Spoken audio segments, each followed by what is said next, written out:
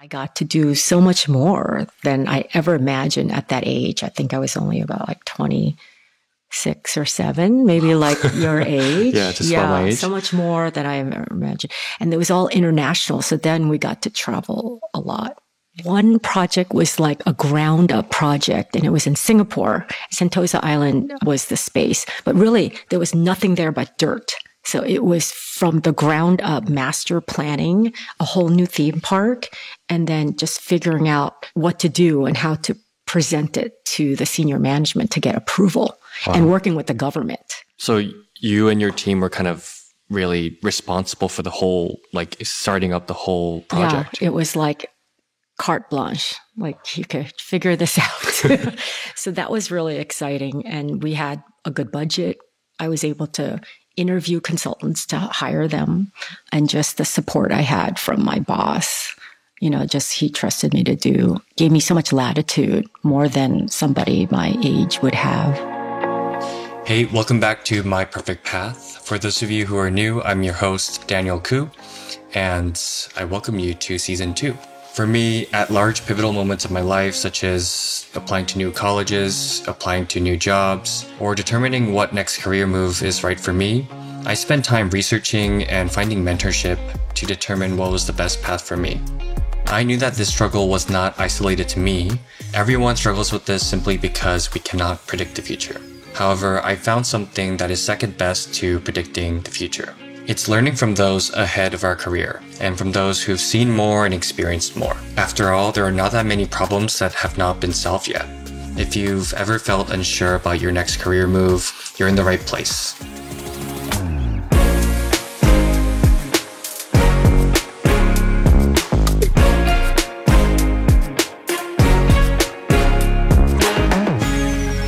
Today, I'm excited to introduce to you Deborah Kwan, who has built an impressive career spanning consulting, entertainment, media, technology, and commercialization. Her professional journey includes roles at Deloitte, Disney Imagineering, Universal Studios, A&E Networks, and currently at Stanford University's Office of Technology Licensing. Beyond her corporate achievements, Deborah is a dedicated mother of 2 and actively contributes to the nonprofit sector. Her story illustrates how embracing unexpected opportunities and following your interests can lead to a fulfilling yet non-linear career path. In this episode, we'll discuss the transitions between engineering and business, navigating work-life balance, the power of networking, and practical advice for those looking to pivot in their careers. I think you're going to enjoy this one. So thank you so much for joining us. My pleasure.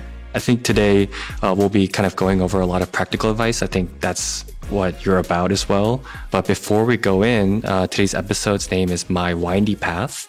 Could you tell us a little bit about why you chose that? Yeah, absolutely. I guess, people think that they have a career laid out for them, whether they want to be a doctor or lawyer or engineer. I thought I had a career planned out for me too, but it was not as I expected. It took a lot of turns, and I moved by coastal twice from LA to New York and back. And I'm still evolving. I'm still looking for like the next thing. So it never really ends, I think. Actually, that's the other word that we were almost going to use for the episode, right? Bicoastal. I think, how you made that decision to go from New York to California, those will all be kind of practical advice that we'll be able to learn today. Can we talk a little bit about your current role or current roles and what your day-to-day looks like? Yeah, absolutely.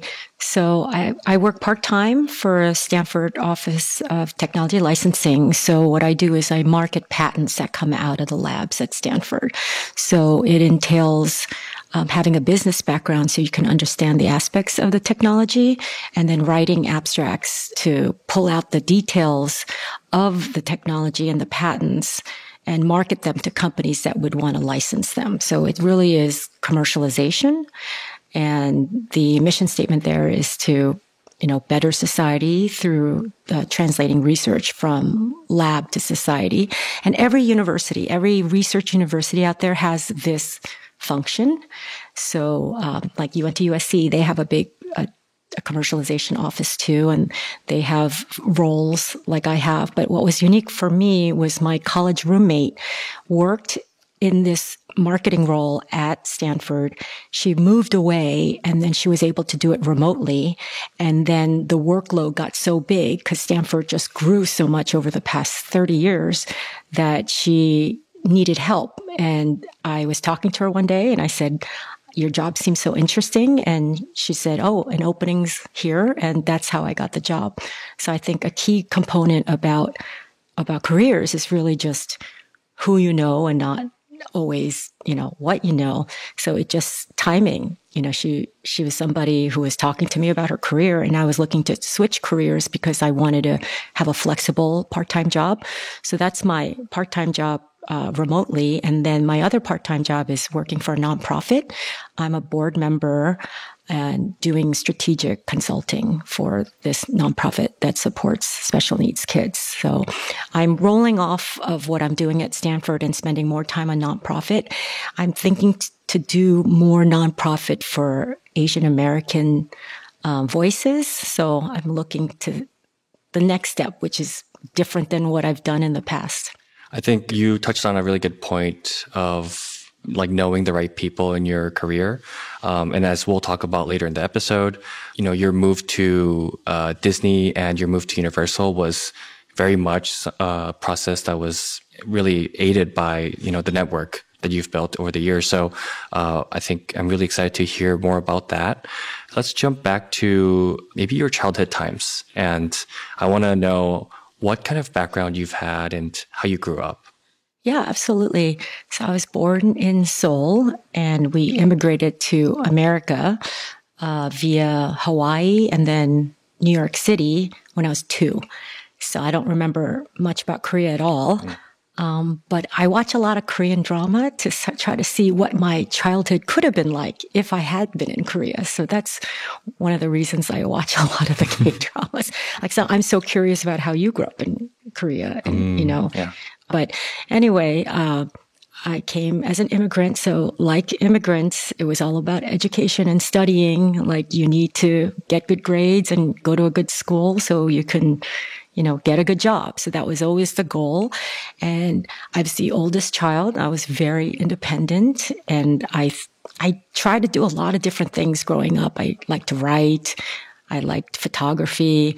I liked to draw. I did a lot of different things. I loved like Legos and building things and drawing things. And I think I wanted to make things, like create things. So I always loved like fashion design and architecture. I remember as an immigrant seeing like the, World Trade Center, Empire State Building, and just these iconic structures. So I wanted to build things. So I studied architecture and structural engineering at MIT. But earlier on, I think my influences was just being curious about the world. And I really liked functional art. I think I realized that later on, things that were beautiful, but was useful, like even chairs or, clothes, like things.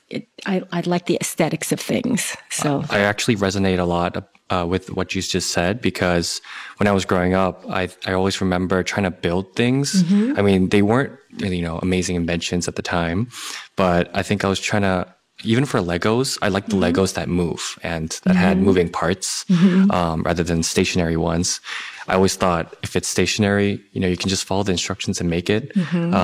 I didn't really see a big point in them because I wasn't into collecting, but I always wanted things to move and like do something. Yeah. So that I actually resonate with that a lot. I guess a lot of engineers may have a similar kind of growing up. I think a lot of people feel that way. Yeah. Like when you write code, you're building something from nothing. Exactly. And that's like a really exciting feeling. Like, you've created something, you've added something to the world. So I think I always liked that idea. So you studied architecture and structural engineering. Yes. How was that for you? Is it a double major at MIT? No, I actually only got a degree in structural engineering, which was under the civil engineering and environmental science department.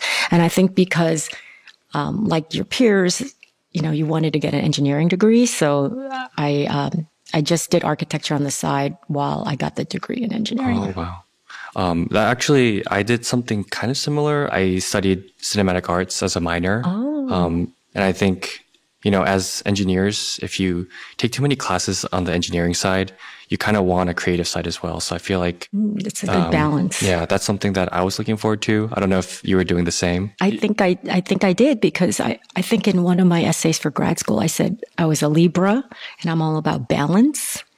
And the left side, right side, I always had a creative side. And I actually studied at like Parsons and FIT and some art schools in New York City when I was in high school. But I liked the math side where it was precise and there was one answer and then you were done. I remember in my architecture classes, we would be building, designing, and, actually building models. But it was never done. It was like 24 hours a day we could be building, but it was never done. But I liked in my engineering classes, you would finish your problem set and you're done. So I liked both sides of that. So yeah, I think I understand what you're saying with just the balance of it. How was growing up in New York? So I lived in some not so great places in the Bronx and Queens. And then my parents, we moved to New Jersey when I was 10. So I was a latchkey kid. I was scared all the time. And then you should be, back in the 70s, you should have been scared all the time. It's much better now. But in New Jersey, it was like a very suburban life. But I always was drawn to Manhattan. So in the summers, I tried to take summer classes in New York.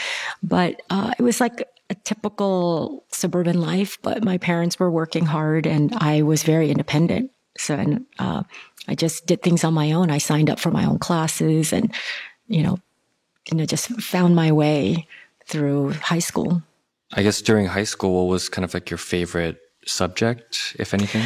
Yeah. So in high school, I actually found all my college essays and my Common App back from 1988. I mean, we had Common Apps back then, but we had to type them.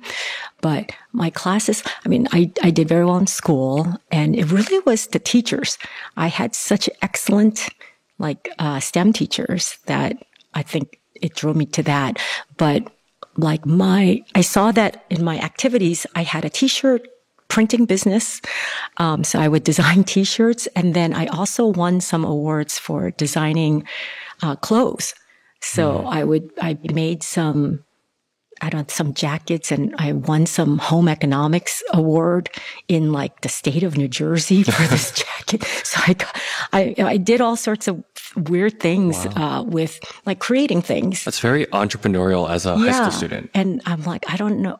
You know what? My claim to fame actually is, we had a new computer, sewing machine in my, home economics class. What is a computer sewing machine? So it allowed you to press buttons to make letters. You could do embroidery, and you didn't have to do it manually. Do the E's and do lettering manually. You can program it to make embroidery and letters like flowers or, so-and-so, love so-and-so. You could put initials and you could do all sorts of things with it. And my teacher didn't know what to do with it. So I figured out how to use it. And that's why I made all sorts of crazy things. And then I won some prizes on it. I guess, was that kind of your first exposure to coding and things like that? It wasn't coding really, but it was just figuring out how to make it work. Yeah. But yeah, I remember my teacher asking me to decorate the boards outside the room to the old, I don't know if you guys still have that, but outside the classroom, there would be a board where you would put up, what the class was studying that semester or whatever. So, every few months I would make designs and, replace the board with all the different designs. Wow. So, yeah, now I remember that was my claim to fame in that high school. So after that, you kind of ended up in MIT. Yeah. How was your experience there? And I guess, is there something that you learned at MIT that kind of you still carry to this day? So I think when you're there, it's hard. It's there's a saying that you're drinking from a fire hose, that when you're there, and there's no safety nets. You can fail, but now I really appreciate just just like the grit that you learn from the people. I think everyone there was really hardworking and really cooperative. It wasn't like, I don't know. I think the people there were really amazing people. And socially, we had a great time. I was lucky to be part of a sorority. There was only 2 sororities and 30 fraternities at that time. Wow. Now there's like 7 or 8 sororities. But I think when I was there, maybe it was like 25, 30% women. So it's not as like, as small as people think. Now it's like there's parity 50-50. But I think I worked extra hard because I didn't want people to think they're like, oh, you're only there because you're a girl. So I felt like I had to work extra hard and make sure I could compete with everyone. But honestly, I enjoyed working with the guys. It was just easy. And there was no like emotionality with studying or saying your opinions. So, a lot of people say I have very masculine energy, not as emotional. Like I don't like talking on the phone about feelings for hours and hours. So, we just got to the problem set, got things done. And, even at work too, I enjoyed working with guys. Often I was the only woman in the room. So I think it prepared me to work with guys because, it was a man's world out there for sure. When you were at MIT, did you feel imposter syndrome at all? Like, did you ever feel like it was too much for you? Or did you feel like as you were going through it, you were getting used to it? I think there's always that fear that you might fail. So it drove me to work and study hard. I think everyone had somewhat of an imposter syndrome, but I got good grades. I got into good grad schools. I was in 2 honor societies. So when I got those achievements, I felt better. Like, oh, maybe I do belong here. But I think, yes, when you're first there, you're like, I'm going to fail. I'm going to fail.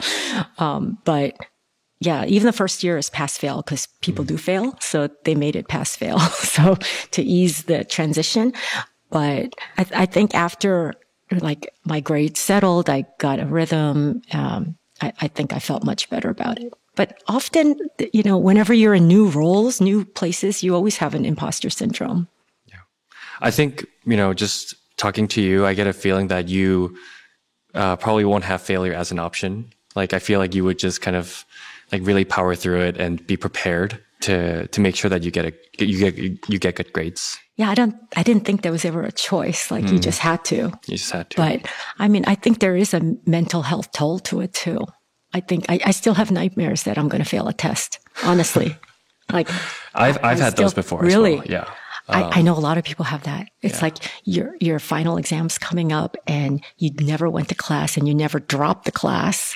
And now you have to go to the class. I have that dream. I think for me, it's more about forgetting that there was an exam. Oh. And then realizing that, oh my gosh, I didn't prepare for this. Yeah. Not being prepared is probably my deepest fear, maybe. No. Yeah, I think that's part of the imposter syndrome. It's like, I don't belong here. I'm not ready for this. And I think anytime you're in a new challenging situation, that dream is kind of telling you that. So after MIT, you got accepted to Stanford and Berkeley master's programs. Right, when I was an undergraduate, because I just wanted that momentum, because I think when you're in the workforce, it's hard to, take all your exams and get back to school. So, and my dream was to go to California. I had roommates from California. I met a lot of friends from California. So I said, that's what I'm going to do. I'm going to go to California. So I applied to those 2 schools. When you decided to do a master's program, like, did you not want to go into industry just yet? Like, I want to know if that was a deliberate thing or if it was something you did to kind of delay the inevitable, going into the job market. No, I think in what I was doing, you needed a master's. To be a structural engineer, you needed a master's. You also needed a PE degree, which is also professional engineering exam. You have to pass this 8-hour exam. So I did that too as a senior because I thought I was going to be a structural engineer working in New York. Is that more like a license? It's a license, professional engineering license. So you can sign off on drawings and plans that the structure is going to stand. So yeah, it's a professional license. Yes. So I was planning that, but then all my friends who were all engineers were all doing business. So And it's because, money was calling. Like these investment banks and consulting groups just came to our school, and you just signed up for interviews, and they wine and dine you, and they say, oh, look at this, opportunity. And then you get kind of swayed by that. So I always look back thinking there's so many incredible students that were studying and researching in such great, important areas, but they got wooed away by money and Wall Street. So I don't know. So yeah, money is a real driver. So did you end up doing your master's program, or what was the route that you took? Yeah. So again, it's windy because, rewind to the summer before my senior year, I was working at an engineering company in New York City, and someone pulled me aside, and I was just doing CAD drawings and, analysis, doing, these calculations. And this guy said, you know what? You should go into business. Don't do this. You're not going to, I was one of very few women engineers there. It's like, you're not going to make a lot of money, and you're not going to rise fast. And he thought that I would do better in business in general. Okay. So I was like, oh, that's interesting. And then I went back to college, and then my friends were all signing up for these, Wall Street jobs. And I was like, what do you do there? I think I was too late to work in investment banking, because the people who were going to do banking, they really understood what that job was. And I didn't understand what that job was. And they probably recruit a lot earlier, right? Yeah, I think some of them were already doing the summer internships the summer before. But then there were others who just jumped the bandwagon and figured it out and got jobs on Wall Street. But I got a job in consulting, which I never imagined. I didn't even know what that was when my senior year started, but I had another friend / mentor, was like a year older, who also said, this is what investment banking is like, and this is what consulting is like, and I think you'd be better for consultant. And I was like, that's interesting. So I just signed up for some interviews, and I got the job. So I was surprised. So the person who pulled you aside and said, don't go into engineering, did that person know you well, or was it just like an advice from a random person? So the person at the firm, at the engineering firm, did not know me well. He was just another coworker that I was just doing CAD drawings with. And then my mentor, who was a year older, he's the one who he knew me very well. He's the one saying, don't do architecture, do structural engineering. And he's the one also said, don't do engineering, do business, because he's going to do investment banking. And he ended up going to business school also. You end up going to Deloitte for management consulting. How was that experience for you? So in 1992, it was a pretty bad recession. So that program in Manhattan used to have 10 to 15 analysts, and I think we only had 4 in my group. And we just didn't have the projects, I think, that we used to have when it wasn't a recession. And I think we talked about this, how it's great to have 2 out of the 3 aspects of a project. Like, you got to make sure you have a good project, good teammates, and a good boss. Yes. The 3 things that make you kind of happy at work. Yeah, the 3 things that give you, like quality of life at work, right? So it was because in consulting, each project is, finite, and each team is like a virtual team that come together and break up. And you could have different projects, different managers, different teams. Like, some part of that was good because you had to be really flexible. You had to learn how to work in a team very quickly and adapt. But sometimes you might not have a great team or a great manager or a great project. And so sometimes I would have 2 of the 3. Sometimes I would have 0 of the 3. So it really depended on the project. But overall, I mean, the skills that I learned I think the main skill I learned was networking. They said, in order to get on the projects you want to be on, you have to network with the partners who are doing that industry. So I was interested in real estate, and there was certain partners that worked on that. So you had to, go approach them at these events and say, I'm really interested in what you're doing. And they might put you on a project. So I learned that is important. And then just technically, we had a program where they would fly out all the analysts. I think there were like 300 in the country, would fly to Chicago or Florida, someplace, and we'd all get to, know each other. And then learn technical skills, like how to, put together a presentation, like the decks, how to write a deck, or financial analysis or marketing strategies, things like that. Actually, before we go more deep into Deloitte, I want to ask you, you mentioned that you learned a lot about networking or maybe the importance of it. Mm-hmm. Is there like a skill or some practical advice around networking? So I'm sure it must have been daunting to go and talk to these partners at the time because you're in your early 20s and you're just trying to figure out how to make conversation with them. Do you have any advice around that? I know it could sound so transactional, right? Like you just, say, I want X, but that's not the case. I mean, it's both ways, I think. I mean, I could help them on their project. I have skills that could help them on their project. So I thought of it that way. So it's not just one way. It could be, I can help you too. And if they don't pick me for a project in the future, that's fine, and then from that person, you can meet another person. But I think I was like, even more than, I was very extroverted younger. Now I'm, more introverted, I think. But when I was younger, I was very extroverted. So that helped. I think if you're introverted, that could feel like a daunting thing to do, is just to go up to strange people. But I always had like 3 questions in my pocket when we were doing small talk. And in New York City, it was all about restaurants. Oh, I see. At that time, there was this guide where everybody would try to check off every restaurant that you would go to. And so one of the questions would be like, oh, have you been to any good restaurants lately? Another question is like, oh, have you been to any good vacations or something?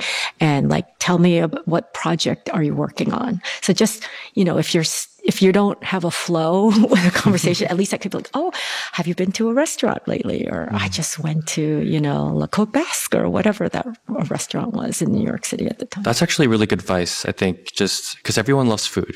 Yeah. Everyone loves going to restaurants and eating good food. Yeah.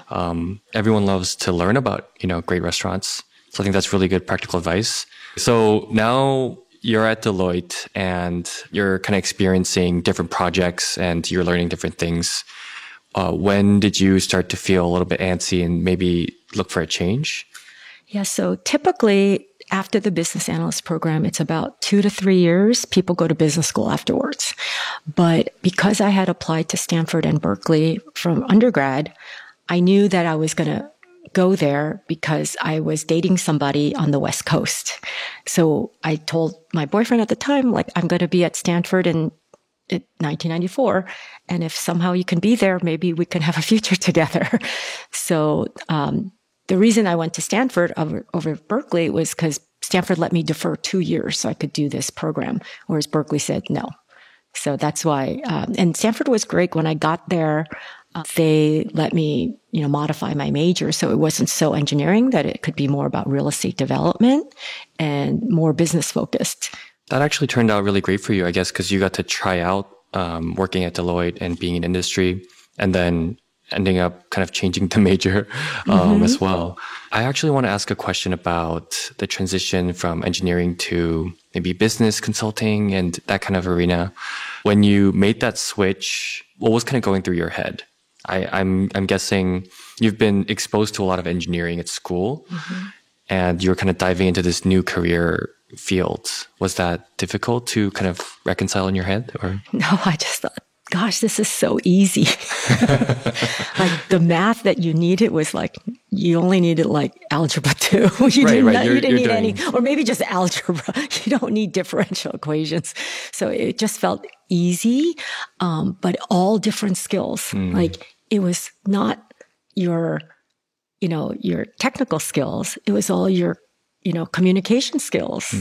I mean, I always say that's your number one thing. You have to communicate what's in your head or nobody will know what you know.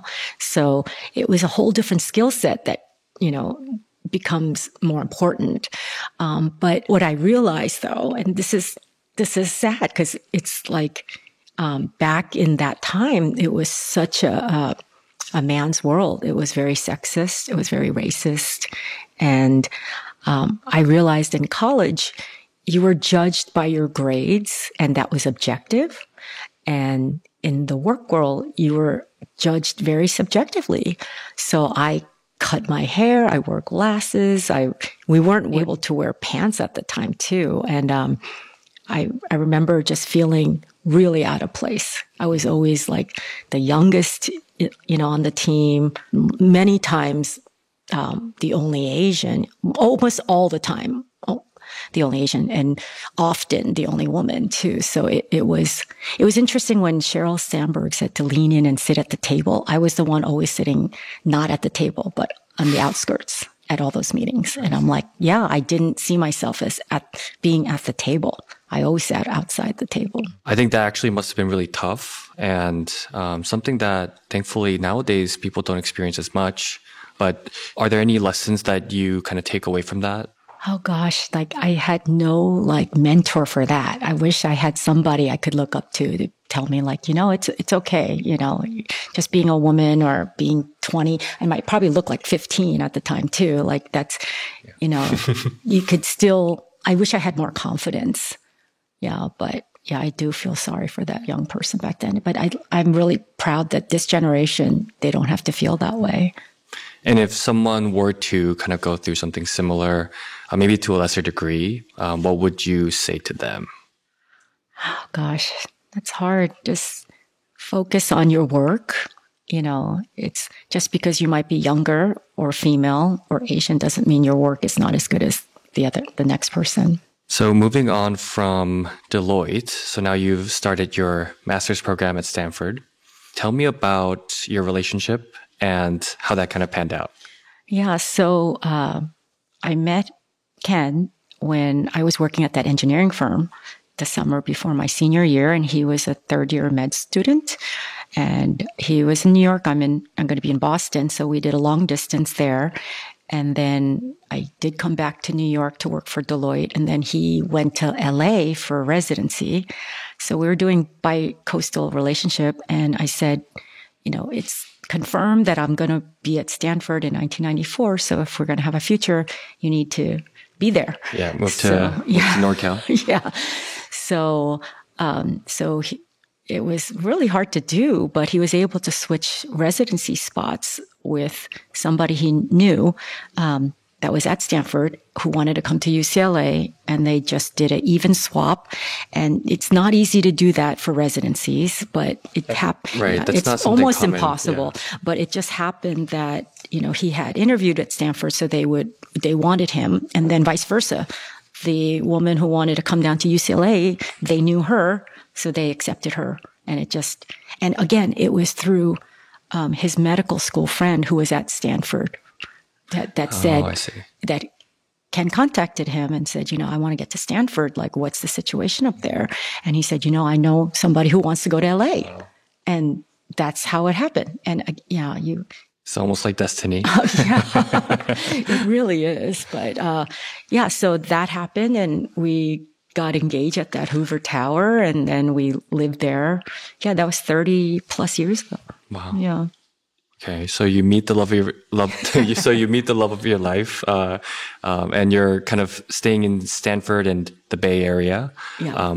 So during your master's program, was the program what you expected? It was a very short program, but I really enjoyed the people, the professors, and I really liked that I was able to create the program that I wanted. And I always say, compared to MIT, that Stanford's a walk in the park. I always say, just location-wise, it's just gorgeous. The campus is just gorgeous. People seem really happy to be there. And a full circle moment is the professors that I would study with and do research with. Working at Stanford now, I see the patents that they're putting forth, and they're still working on a lot of same area, a lot of innovative materials for construction, and just building safety, earthquake sensors, things like that I would work on. I would see those kind of patents come through. So I'm like, wow, they're working. And they were junior faculty then, and now they're the head of the department. So it's really exciting to see that full circle. But yeah, I'm really grateful for Stanford since we got married there. And so it's a special place for us. But yeah, I always say it was just such a beautiful environment and just a fun time. So at this point, I think you've made a successful pivot in your career. You've gotten a new degree in the field that you want to kind of delve into. What's one practical tip for someone who's looking for a pivot in their career? I think listen to your mentors, ask questions, maybe ask people, should I do this or that? And maybe talk to people whose careers sound interesting, but you don't know what it is and how they got there. And I think at a young age, the best way to pivot is to get a degree. If you wanted to go from engineering to business, go get an MBA. Or if you want to do, computer science, get a master's in computer science or, somehow network and find the right opportunities there. So back to networking and listening and asking. Do you think that's still true in the kind of modern era as well? I guess I'm sure you see a lot of people and a lot of examples of that. Do you feel like that still holds true where like you can use a degree to kind of pivot into a new field? You probably don't need it as much because I think one thing I'm lacking in my resume is an MBA, right? Because, I had the opportunity to get MBAs, but because I was married, it limited me to do things. So, I didn't get the MBA, but it didn't stop me. Most of my jobs required an MBA. Wow. So it was my experience that allowed me to get that. But maybe this day and age, because there's so many more applicants for the same job because of, like LinkedIn and just mass hiring, I think maybe the very specific degrees couldn't help you to really distinguish yourself. But I can't even stress enough just the networking, like the coffee chats within your company. You should be doing 15-minute coffee chats with different adjacent departments you might be working with and sign up for committees and, just be visible. But I think that's personality too. I mean, it's easy for the extroverts to do that, to go to every function and event and sign up for all these, special events, committees. Yeah, I feel that too. When I go to networking events, not everyone is going to be offering you a job, but it's maybe 1 out of 20, 50 that ends up being very useful and that ends up really helping you. Yeah. And they end up being really good friends too. Yeah, absolutely. It's not just job searching. It's, building relationships. I think even with, finding guests for the podcast, I'm looking at so many people, talking to so many people. And then, once in a while, I'll come across someone with really interesting stories. And then I'll try to get them on my podcast. And I think that actually is helping me a lot because I'm meeting so many diverse people, some of which, have access to or have been starting startups and things like that, which I'm interested in doing later. So I think, networking definitely is a very big part that, I think is important as well. I know it could be a bad word. I think like some people shiver at that, like, oh. Yeah, it has a bad rep. Yeah, but it doesn't have to be. If we can rename it, we can call it Making Friends. Yeah, that's better. Yeah, new friends. New friends. Okay, so after your master's program, you go into Disney. Yes, I got it through Stanford. They were on campus. Wow. So, because back then they didn't have the internet to find jobs. So these were actual networking fairs. Yeah, they would come. And they have the kiosks or the stands? Yeah, like career fairs, or the way I got my engineering job way back then was going through like a book and writing to each of them. Wow. So there was no like portal to send anything in. But it was better because there's less applicants for the job, right? So the barrier of entry is like a lot higher, I guess. Yeah. Like the Deloitte came to my school and Disney came to my school. So that's how I got those jobs. So you were in line and in front of the stand and you went to pitch, I guess. No, I don't know if they had a kiosk. I think they did have a representative, but it was just like an office. They had an office and then sent their resume, did an interview, and then they flew me down to Burbank. So this is in LA now. So it's not even in Stanford area. Okay. So right now, your husband is still in Stanford. Yeah. And now you've got a job in Burbank, which is in Southern California. We live separately for the second year. We live separately for our second year of marriage. I had an apartment in Burbank and we had an apartment in Sunnyvale. So I would just fly up, San Jose to Burbank every weekend. Every weekend? Wow. Yeah. But, that was an hour flight. And those were small airports and it was easy to get in and out. And I had colleagues driving, to Orange County from Burbank, and I would get home before they got home driving through the traffic. Wow. That's hilarious. Yeah. No, that makes sense because today I drove from LA to somewhere in OC. It is pretty far. The traffic is bad. So it is bad. We had to separate a lot for work, but that was really like a dream job for me. I really enjoyed working for Disney. So what were you doing at Disney? Just to kind of introduce us into the world of Disney Imagineering, what was your role there? Yeah, so I worked as a senior development analyst. So that was looking at the financial impacts of developing resorts and theme parks and rides. So looking at, say, we're building like $100 million ride and just what the financial impact of that would be. So we would do all this analysis of how it'll increase. There's all sorts of terminologies like per caps and attendance, like how this new ride will help drive marketing. It'll drive attendance. It'll drive, dollars and cents, the food and beverage revenue. And then we would have to justify the spending for this and then present it to senior management. So you take into consideration like the attractiveness of the ride and maybe the route as well and how people will pass by certain... Yeah, that's the whole industrial engineering part of it. So that is actually separate, but there's a huge group that looks at like theoretical capacity and throughput actual capacity. Wow. And, then you can look at the entire theme park itself to see how many people can they actually put through rides in an hour. There's a lot of analysis around. That sounds really fun, actually. Yeah, that's a huge group, and they're a really tight-knit group. They're really fun to work with. They're really fun.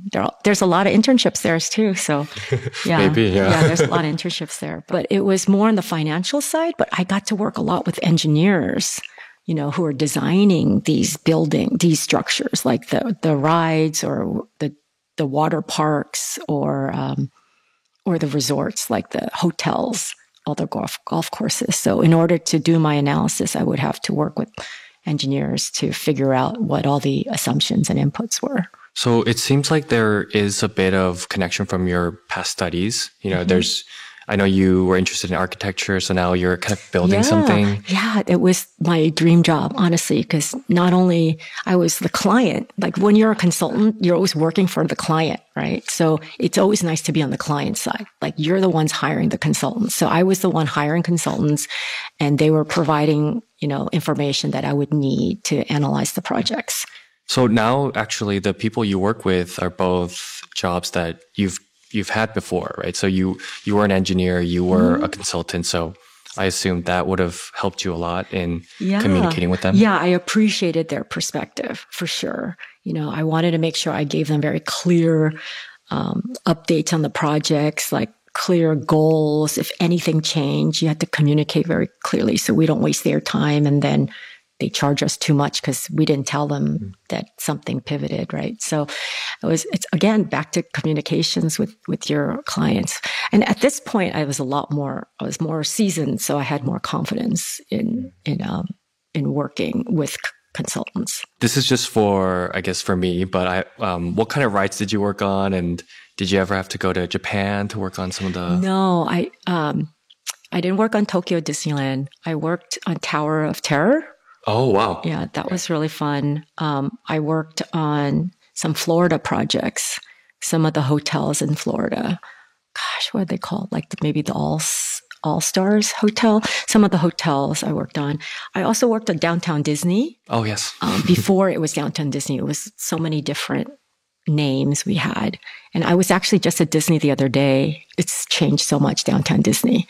But I remember going to a lot of malls, looking at different like layouts and understanding the rents per square foot, because we had to analyze like what would it cost to build Downtown Disney and what would the annual operating budgets would look like and how much rent we would get from them, things like that. So it was all financial based, but some strategy and then a lot with the engineers to understand just like the inputs for the costs. Did you miss the engineering at all? No, I was like, oh, I'm glad they told me not to do that. I liked being on the client side with the money. That's a good place to be.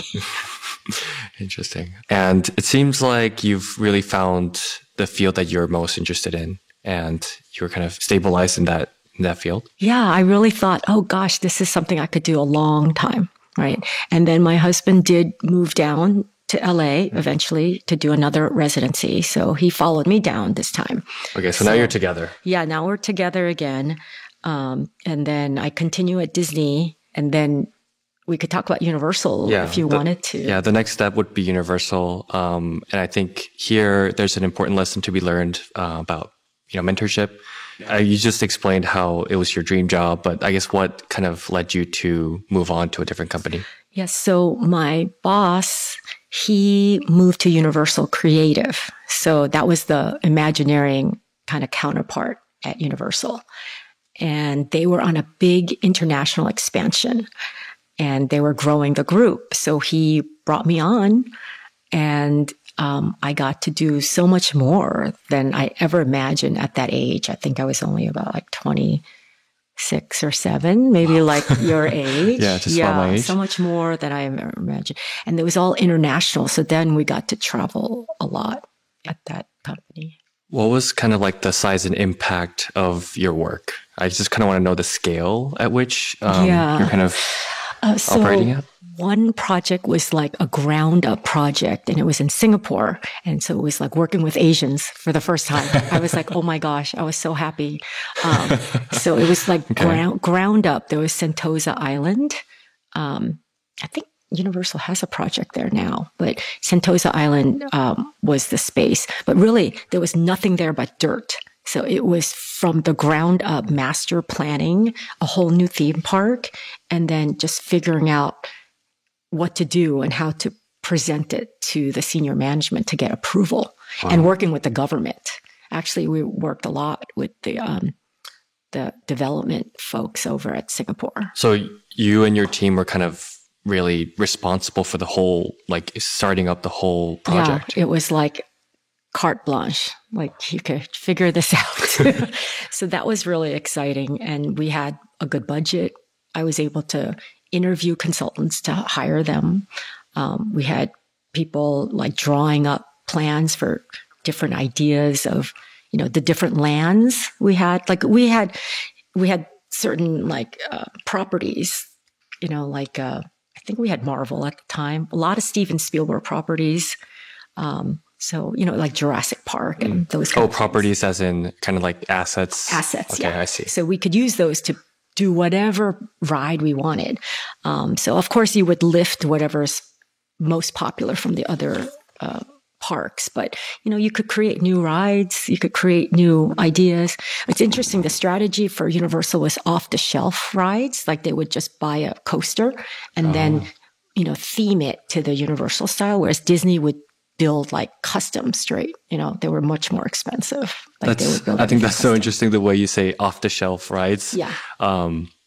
I guess there are roller coasters that are just kind of pre-made or pre-planned. Yeah, a lot of them made in Europe, like Germany and things like that. Yeah, then all those other parks, it just, like Six Flags, they just buy it off the shelf and they don't do anything to it. They just call go to it Walmart something. And just pick out a little coaster. Yeah. And they just put a name on it and they don't do anything. But, Universal. That's super interesting.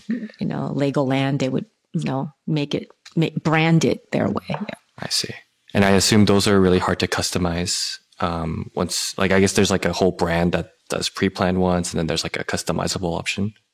No, I think you just buy it off the shelf, and then the Universal team or the Legoland team, they have the teams that would customize it. I see. Yeah, and then you would hire consultants, who understand mechanical engineering and all sorts of other things that you would have to know. So you're 26, 27, you're hiring people, you're, managing a huge project.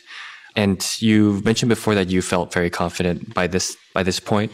Yeah, I think I had much more confidence at this point than I did when I was first starting out. And I think California was much more laid back and a lot not as formal.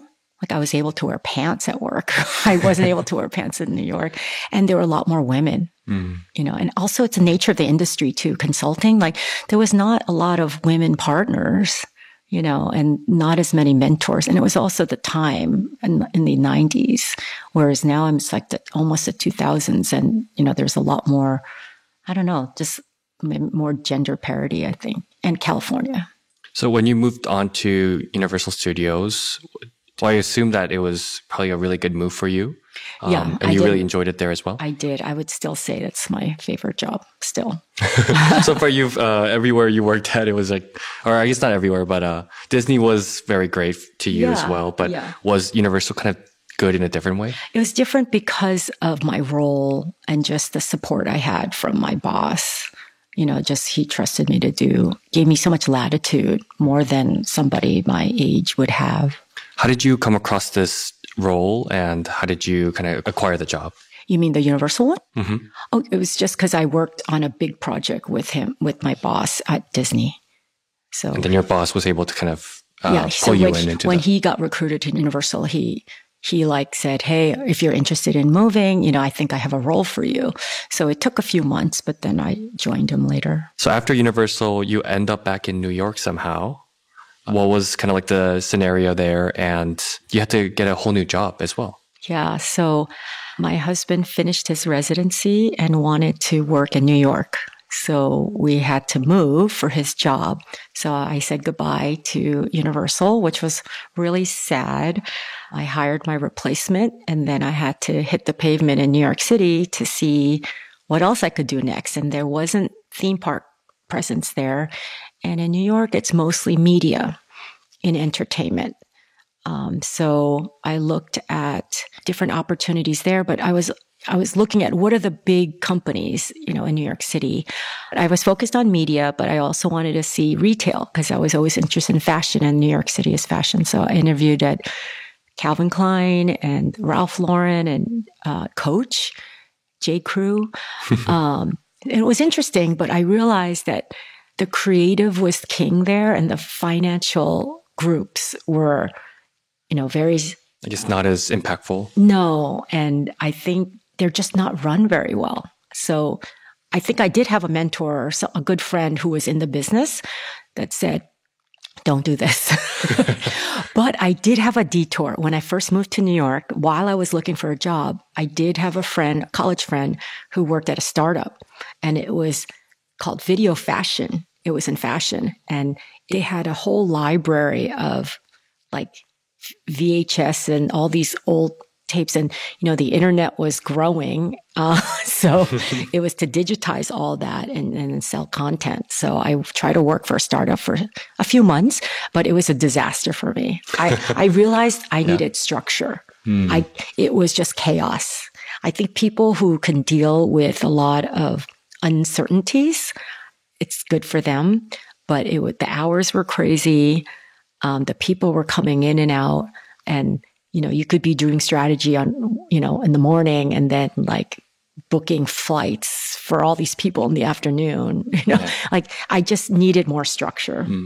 I think it's also good to know that about yourself where I've been in a startup before and for engineers, you do a diverse set of roles, but kind of in the engineering space where, you're not only a back-end engineer, front-end engineer, you kind of have to do everything. Yeah. And assume for business and finance, it's a whole mixture of things. There's hiring, there's financial planning, but there's also random stuff like emailing someone. And organizing meetings. Everything. Yeah, you have to do everything. Okay. And I was like, I want to, I want my role to be more defined.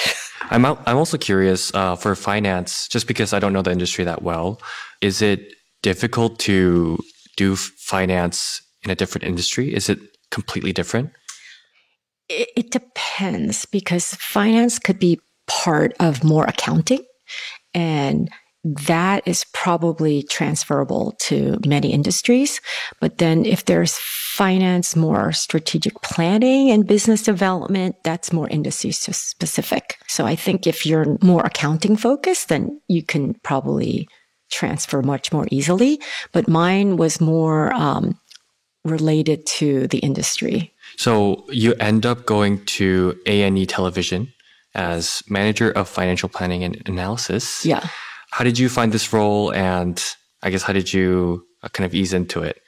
So this one was not through networking. Actually, I think a friend told me about a recruiter. So this was a headhunter. Oh, okay. Right? So I don't know if people use recruiters these days, but I met with a recruiter and he introduced me to a bunch of jobs.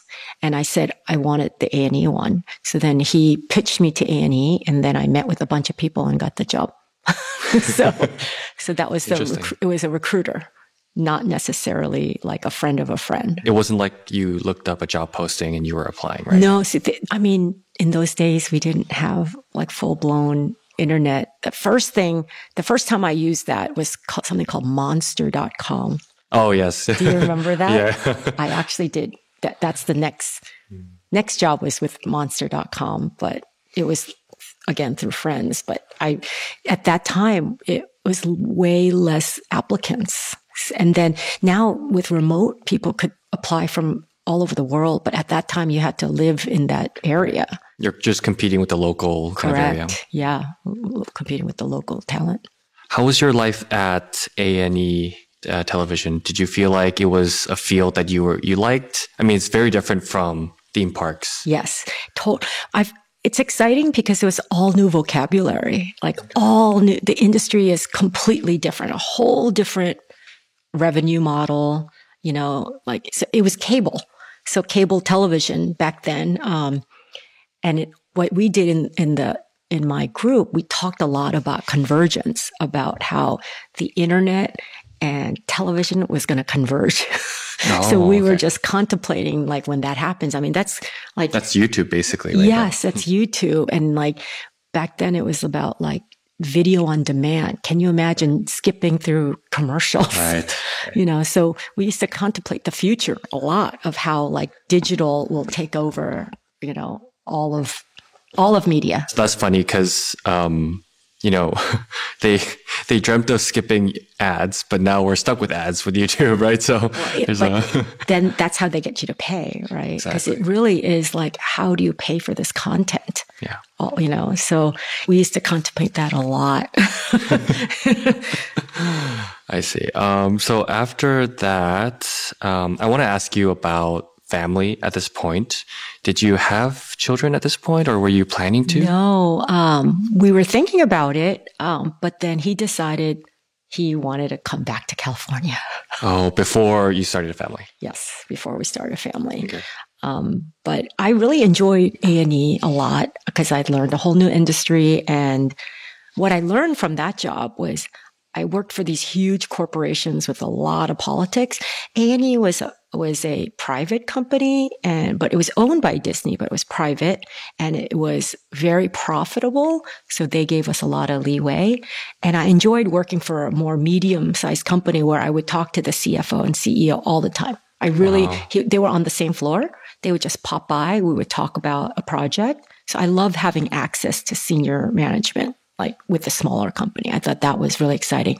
And I love that this role, FP&A is a role that a lot of companies have, bigger companies have, and they do more reporting about revenues, or they do some sort of like routine reporting.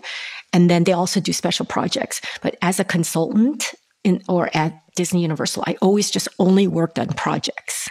So I liked having some stability of doing some routine reporting work. So I would be projecting revenues or projecting certain subscribers. I would be projecting figures, and then I would get actuals like, a month later. So it was like a report card. Like, how did I project the future? Oh, and then I would have to report variance, and, it was a political, year. So we had more ad revenue, or like I would have to report all that kind of stuff. So I thought that was interesting to have that kind of routine aspect of a job and a project aspect of a job. By that point, all of this work was kind of you already knew how to do it, right? You already had the skills to do so. Yeah, I think, for any industry, I think I could have gone to something, similar and been able to use it's like financial tools at that time. Yeah. And you mentioned that you really liked that you had access to, management and things like that. Why was that? Is that because it gives you a lot more clarity into the direction of the company, or why was that good for you? I think when you're at large companies, I remember at Disney, we would be doing a project all night. And then next day, you would get feedback from somebody. We did it all wrong. We got to do something all over again. And we'd be like, why? So when you're on the lower ranks, all these things change. People complain and you don't know why. But I think when you're close to management, you know why things are changing. So it makes sense. So you don't complain about it. So people who don't know why things are changing, it's just confusing and it just feels like, more busy work, I think. So, and it was just empowering to know okay, these things are coming down the line. People are not going to be happy, but at least I know why it's going to happen. So, whereas before I would hear and complain, be one of the complainers. Yeah, I think that's very good to know. If you care a lot about clarity and understanding why there's changes, I'm sure that's important for a lot of people. Yeah. I work at Amazon and as a software engineer, I'm pretty much at the end, the bottom node, right, of the entire chain. And there's, very big shifts that happen. And oftentimes we're not really given a lot of information. Exactly. And being able to ask people, I mean, that's why we have those town hall meetings and things like that to kind of resolve a lot of those questions. But the explanation usually comes after the decision has been, made and everything's been set. So, I guess it would be very empowering to kind of get ahead of that and be part of the conversation as well. Exactly. So that's where all the complaining and all the gossip. But I would say not all senior managers, they're probably not as forthcoming. They're not telling 100% truth of what's going to happen. Yeah. I also wanted to ask, so we've went over a lot of your experience. I'm curious what you think makes someone invaluable to their employer. Because I think you mentioned before, not in this podcast, but, in order to kind of move up or do well at your company, you want to make sure you basically help your boss do their job even easier and better. Right. So I want to know what your thoughts are on that. Yeah, I think you want to, have skill sets that your boss doesn't have or other teammates don't have. So maybe you know how to use a certain software that others don't know. Or you just could do financial analysis, nobody else can do it or whatever. But so having different skill sets, but also kind of reading your boss's mind and just making that person's job easier, right? And then making that person look good and your team look good, and therefore you'll look good. But I think you need a lot of EQ for this. I think in the job world, school is good for your IQ, right? But in the job world, it's more EQ leading. I think that's going to help you grow. So if you can read what's needed in the project and you do it before you're asked, or you suggest things, that's going to make the boss's job easier. That's going to make you invaluable. Let's talk about more family side. Yeah. So you end up coming back to California, and you decide to start a family. And I'm sure it couldn't have been easy to start a family and work at the same time. Yeah. And I kind of want to know how you made those decisions and what you had to go through and what you ended up doing. So we were in New York City and my husband wants to come back to California. So now I have to quit another job that I like and come find a new job here. So I ended up at Disneyland Resort. And that's similar to what I was doing before at Disney, except it was very focused on Disneyland in Anaheim, not necessarily all of the parks in the world. So it was just Disneyland. So I worked there for, almost a year, I think, but I was pregnant and I didn't think I wanted to take some time off. So that's what a lot of people do is they take some time off for their kids. And during that time, I took 2 years off. So I was glad to have, my kids were back to back, and I think that's very efficient. So that was good. They were 18 months apart. So they were back to back. And then I did go back to working for a coffee company, whole different, now this is consumer products. But because at Disneyland, I worked in food and beverage. Okay. So there was some connection there. There was a big connection there, right? So again, it was all a little bit adjacent. It's not completely turning to a new industry, but it was all a little bit, it's related. So I worked for Diedrich Coffee, but I didn't want to be hired on staff. They've asked me to be hired on staff, but I wanted to stay a consultant so I can control my hours. And you did that kind of purposefully so that you could spend more time with family? Yeah, I said I want to only work 9 to 5, like literally 9 to 5, not 8 to 7. 9 to 9.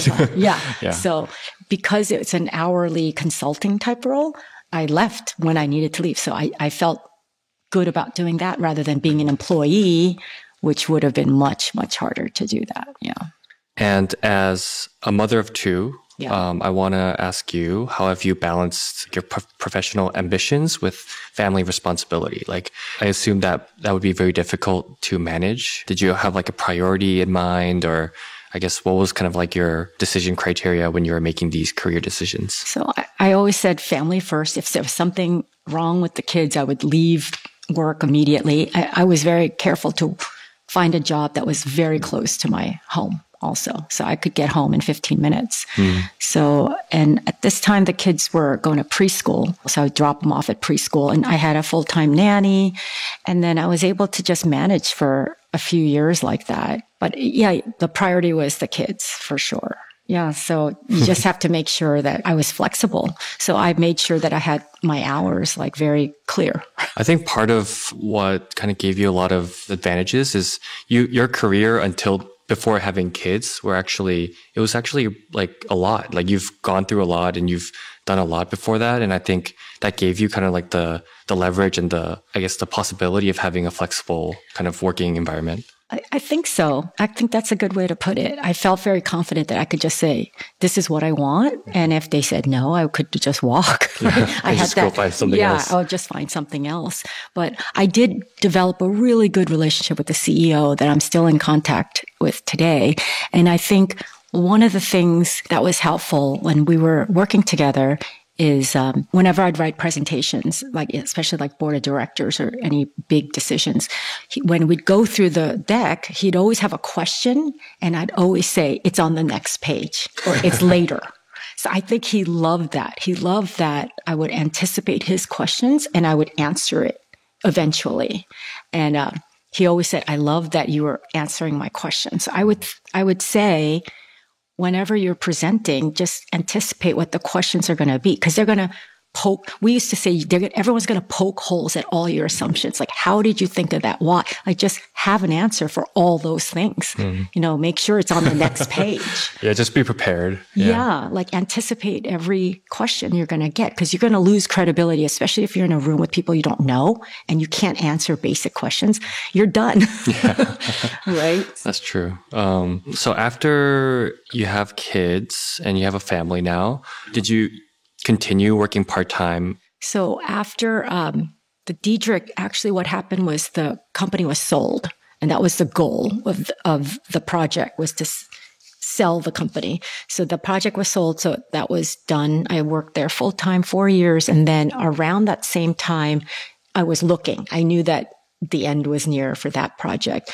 And that's when I talked to my college roommate, who said she was looking for other people to do this job. They want somebody who had some engineering experience and business experience. So I applied for that job, and she supported me, and I was able to do that for 16 years now.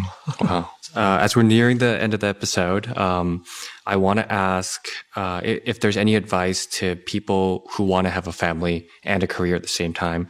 I think the audience could be anyone, really. Nowadays, everyone wants both, and we feel like it's very tough. So is there something you can say, Jess? It is really hard.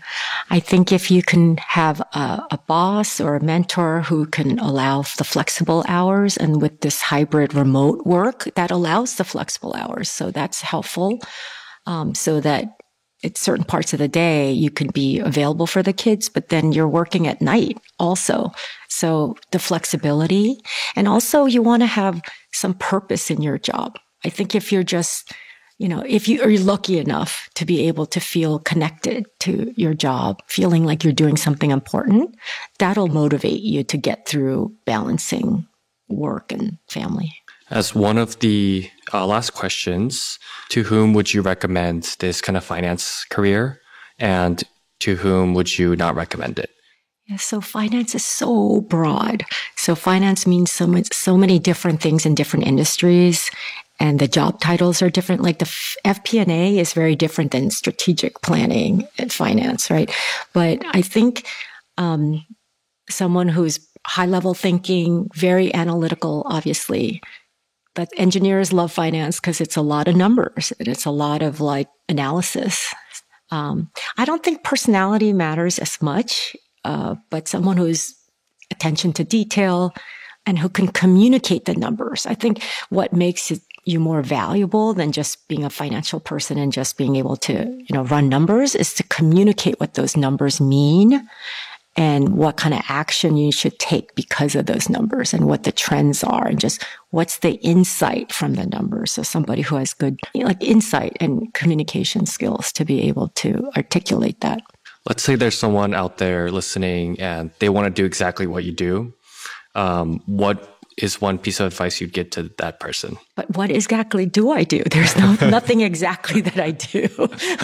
So I have no idea. I just followed whatever was in front of me and just made the best decision I could at that time. So just follow your heart, ask a lot of questions and just try things, just try new things. And I don't know, pray. Yeah, I think that's fair. Obviously, there isn't an answer, one answer that's going to rule them all, right? So we talked about your past. We talked about your current, your present. Where is your career headed? Is there anything that you're looking forward to in the future? I'm focusing more on nonprofits and just kind of giving back and seeing where my talents could help in the community. So right now I'm working with special needs kids for my friend's foundation, but I've been studying a lot of different foundations and they're doing so many great things. And I think I said before, I want to try to see what I can do for the Asian American community, in Southern California and beyond. So, I'm learning how to do donor decks and just how to convince donors to donate to your cause. And that's a whole new area that I'm studying. Mm-hmm. But it's like doing a pitch deck for a startup. It's really the same thing, which is fun. So yeah, we'll see. Even at this age, I still don't know what I want to do. So it's still continuing. Yeah. Thank you so much for your time. I think, a few things that I've learned today is, your network is very important. And although that word is a little, it could be a little weird. Off-putting for people, yeah. But I think it's essentially the people you meet and, the connections you make along the way. I also learned that, don't be afraid to switch paths. And going from engineering to finance, we've actually had an example of that before. Our first episode with Eden Warner was kind of similar. And I think that's something that we should always keep in mind. There could be a whole career out there that you did not expect. And listening to your friends, listening to your mentors, seemed like it gave you a lot of ideas. So that's something that I want to take forwards and also implement in my life. So thank you so much. I really appreciate it. No, absolutely. I think it's always great to be curious. And, when you see somebody doing an interesting job, just ask them, what do you do? People love talking about themselves. So ask them about them. All right. Thank you so much. Thank you.